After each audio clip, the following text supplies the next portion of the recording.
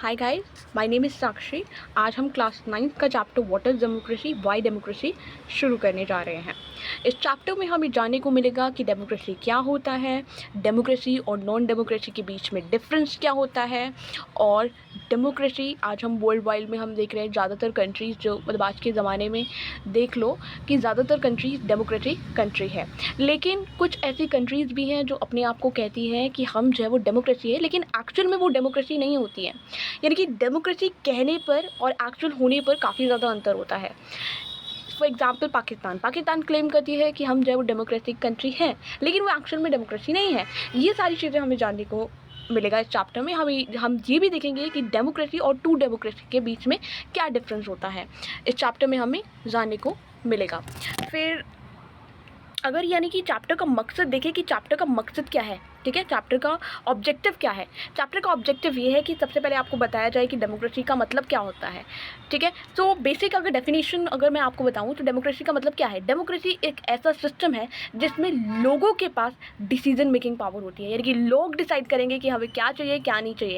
यानी कि लोग शासन कर रहे हैं, खुद शासन कर रहे हैं, लोग डिसाइड कर रहे हैं कि हमें क्या चाहिए क्या नहीं है। अब आप बोलोगे कि लोग कैसे डिसाइड कर रहे हैं मैम, कैसे डिसाइड कर रहे हैं लोग।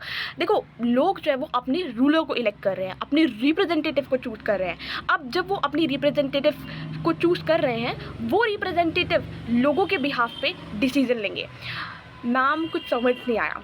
देखो बच्चों, क्या होता है कि डेमोक्रेसी एक ऐसा सिस्टम है जहाँ पे लोग अपने रूलर को, ठीक है, रूलर जो भी मतलब लोग चाहते हैं कि यार ये बंदा खड़ा हो हमारे समाज से, हमारे रीजन से, हमारे एरिया से, और ये बंदा हमारे एरिया से खड़ा हो और इस एरिया के लिए काम करे, हमारे लिए काम करे, हमारे लोगों के लिए काम करे, वहाँ की एरिया को डेवलप कर सके, ठीक है। तो ये वो बंदा खड़ा होगा, फिर आगे जाके वो लोगों की समस्या को सुनेगा, लोगों को हेल्प करेगा, लोगों को मॉडर्नाइज करेगा, ठीक है। तो यानी कि एक ऐसा जो है वो सिस्टम चलेगा, मतलब ऐसा सिस्टम जो है वो चलता आ रहा है, ठीक है।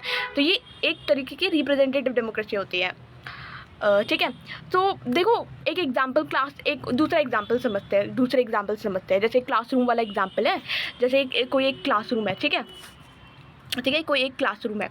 अब क्लासरूम में टीचर है, ठीक है, टीचर है। अब क्लासरूम में टीचर तो हमेशा प्रेजेंट रहेगी नहीं, तो टीचर को क्या चाहिए कि मॉनिटर बताएगा कि क्लासरूम में क्या प्रॉब्लम हो रही है, क्या नहीं हो रही है, मैम क्या समस्या आ रही है। वो मॉनिटर मैम को बता देगा कि मैम ये प्रॉब्लम हो रही है, ये बच्चे चाहते हैं, ये बच्चे को समझ नहीं आ रहा है, ये सारी चीज़ें जो है वो मॉनिटर। तो मैम क्या करेगी, मैम पूछेगी इन बच्चों से कि आपको कौन चाहिए, किसको आप मॉनिटर बनाना चाहते हो। अब सारे तो मॉनिटर बनने से रहे, क्योंकि सबको अपना अपना काम होता है ना।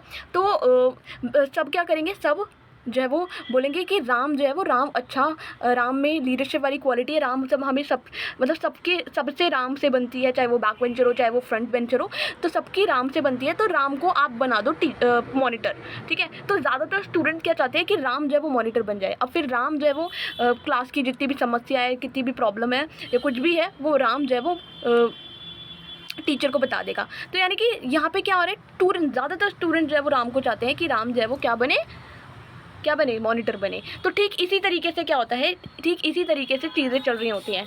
हम क्या चाहते हैं, हम चाहते हैं, ये वाला एरिया एग्जाम्पल है, फॉर एग्जाम्पल ये वाला एरिया है, इस एरिया में बहुत सारे लोग रहते हैं, और यहाँ पे हम चाहते हैं कि ये वाला कैंडिडेट इस एरिया का है, ये वाला जीते और आगे जाके इस एरिया को डेवलप करे। तो हम इसको जो है वो चूज़ कर लेते हैं, ठीक है।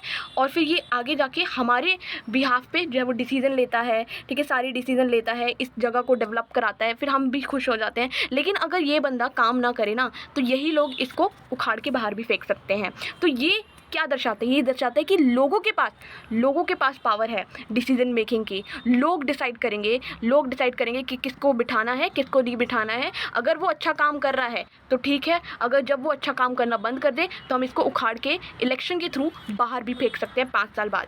तो ये सारी चीज़ें हैं, अभी और आगे आपको अच्छे से समझ आएगा। तो democracy is a form of government where people have power to make decision, usually by voting, ठीक है, इलेक्शन के ज़रिए। इस चैप्टर में हमें देखने को मिलेगा कि डेमोक्रेसी का मतलब क्या है और उसके फीचर्स क्या हैं, मैरिज क्या है, डीमैरिज क्या है, ठीक है। और आपको देखने को मिलेगा डेमोक्रेसी और नॉन डेमोक्रेटिक कंट्रीज़ में क्या डिफरेंस होता है।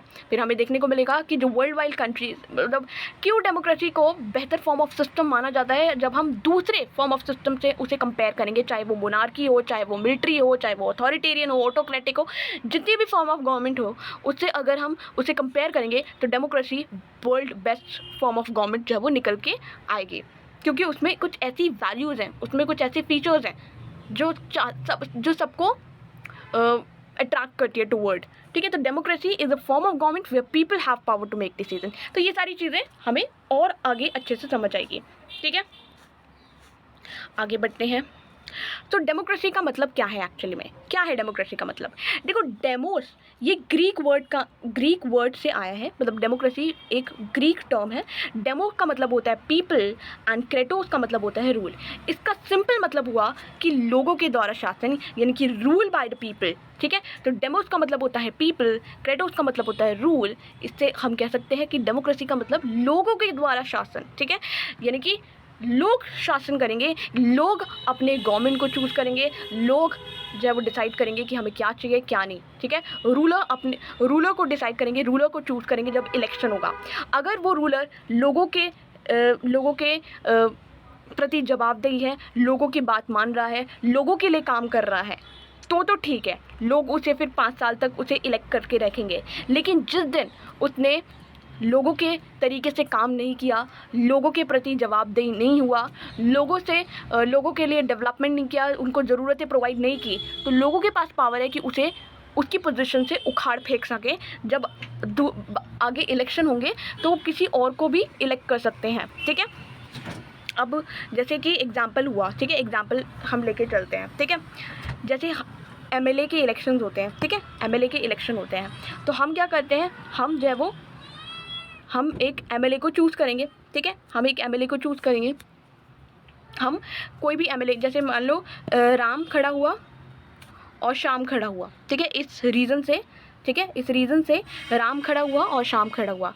जिसको ज़्यादा वोट मिलेंगे, जिसको लोगों का ज़्यादा सहयोग मिलेगा, सपोर्ट मिलेगा, वो जो है वो जीत जाएगा। मान लो राम जीत गया, राम एमएलए बन गया, राम जो है वो फिर स्टेट लेजिस्लेटिव असेंबली होती है, वो हम आगे जाके पढ़ेंगे चैप्टर के इंस्टीट्यूशंस में, ठीक है। स्टेट लेजिस्लेटिव असेंबली होती है, वहाँ पे जाके जो है वो इस रीज़न को, ये वाली रीज़न से जहाँ से लोगों ने इसको इलेक्ट किया है, इस रीज़न को जो है वो वहाँ पे स्टेट लेजिस्लेटिव असेंबली में वो रिप्रेजेंट कर रहा होगा, और जो भी समस्या है वो वहाँ पे रख रहा होगा ताकि यहाँ के लोगों का डेवलपमेंट हो सके, ठीक है। तो ये एमएलए जिसको लोगों ने चूज़ किया है, वो स्टेट लेजिस्लेटिव असेंबली में यहाँ के लोगों को रिप्रेजेंट कर रहा होगा, यहाँ के लोगों की जो भी समस्या है वो वहाँ पे रिप्रेजेंट कर रहा होगा उसको।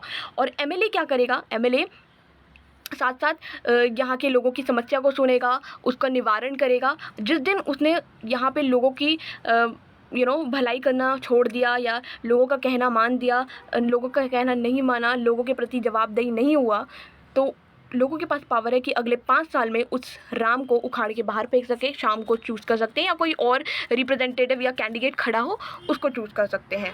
तो ये क्या दर्शाता है, ये दर्शाता है कि एक बार हमने आपको चूज़ कर दिया है तो आप हमारे प्रति जवाबदेही भी हैं, ठीक है, आप हमारे प्रति जवाबदेही भी हैं, ठीक है। तो ये आप हमारे प्रति जवाबदेही भी हैं, ये नहीं कि एक बार आप सत्ता पे आ गए हो तो आप चाहे वो कुछ भी कर पाओगे, नहीं। आपको लोगों ने चुना है, लोग ही आपको लोगों के लिए ही काम करना है, ठीक है। आपको लोगों ने ही चुना है, आपको लोगों के लिए ही काम करना है। जिस दिन आपने लोगों के लिए काम नहीं किया, यही लोग आपको उखाड़ फेंक देंगे। इसीलिए क्या जाता है कि democracy is a form of government where people elect their ruler, and ये पूरा शासन ही लोगों का है, लोगों से ही गवर्नमेंट है, ठीक है। डेमोक्रेसी एक ऐसे फॉर्म ऑफ गवर्नमेंट है जहाँ पे लोगों के पास पावर है, ठीक है, रूलर के पास नहीं है, क्योंकि रूलर को इलेक्ट करते हैं कौन, लोग। और जिस दिन रूलर ने लोगों के लिए काम नहीं किया या लोगों की बात नहीं सुनी, तो वही रूलर को उखाड़ के बाहर फेंक सकते हैं, कौन, ये लोग, ठीक है। तो democracy is a form of government where rulers are elected by the people, ठीक है। अब्राहम लिंकन की एक बड़ी फेमस डेफिनेशन है, democracy is a form of government मतलब democracy is the government of the people by the people for the people, ठीक है। यानी कि democracy is a form of government जो कि लोगों से ही है, लोगों के लिए ही है, लोगों के द्वारा ही है, ठीक है। यानी कि गवर्नमेंट जो है वो लोगों के लिए ही है, लोगों के द्वारा ही है, यानी कि लोग ही बना रहे हैं इस गवर्नमेंट को इलेक्शन के थ्रू, ठीक है। और ये लोगों के लिए ही है ये गवर्नमेंट, ठीक है। जिस दिन गवर्नमेंट ने लोगों के लिए काम नहीं किया वो उसे बाहर उखाड़ के फेंक भी सकते हैं। तो एक कॉमन फीचर तो हमें ये समझ में आ गया है कि डेमोक्रेसी जो है वो डेमोक्रेसी में क्या होता है कि लोग अपने रूलर को इलेक्ट करते हैं, ठीक है। गवर्नमेंट जो है वो लोगों के द्वारा आ रही है, ठीक है।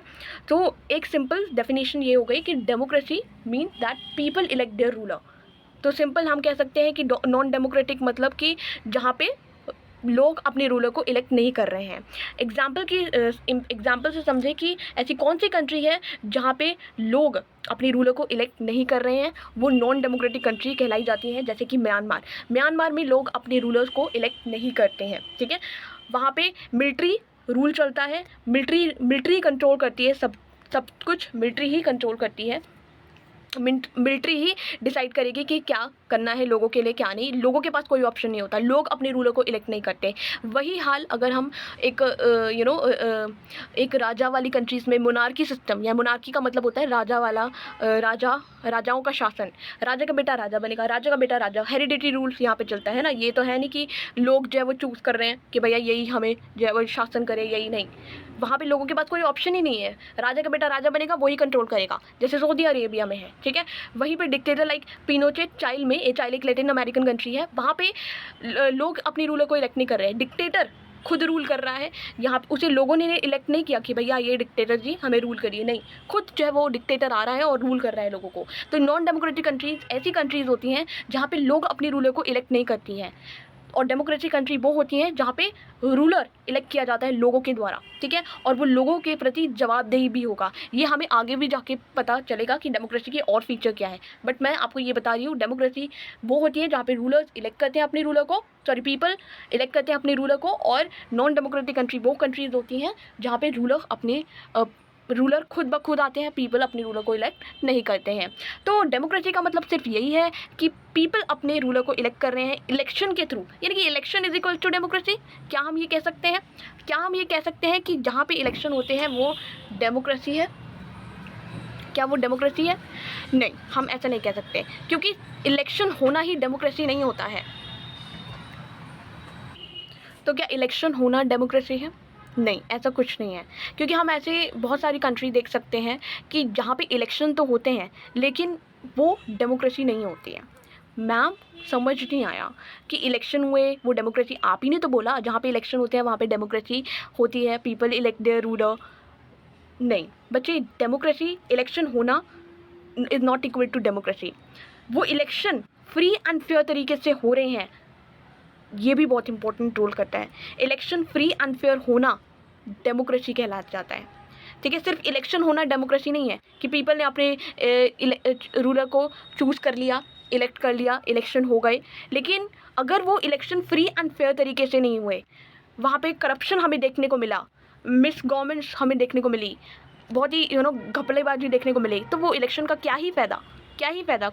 हमने किसी और को वोट दिया, ज़्यादातर हमने किसी और को वोट दिया, है ना, ज़्यादातर लोगों ने किसी और को, लेकिन जीत कोई और गया अपनी मनमानी तरीके से, ठीक है। तो फिर वो डेमोक्रेसी थोड़ी ना हुआ, वो इलेक्शन फ्री एंड फेयर थोड़ी ना हुए, वहाँ पे करप्शन हमें देखने को मिला, वहाँ पे मिसमैनेजमेंट हमें देखने को मिला। तो डेमोक्रेसी में एक और चीज़ आ जाती है कि इलेक्शन फ्री एंड फेयर तरीके से होने चाहिए, ठीक है। तो यही है कि सिर्फ डेमोक्रेसी में इलेक्शन होना is not equal to democracy, वो इलेक्शन फ्री एंड फेयर तरीके से भी होने चाहिए।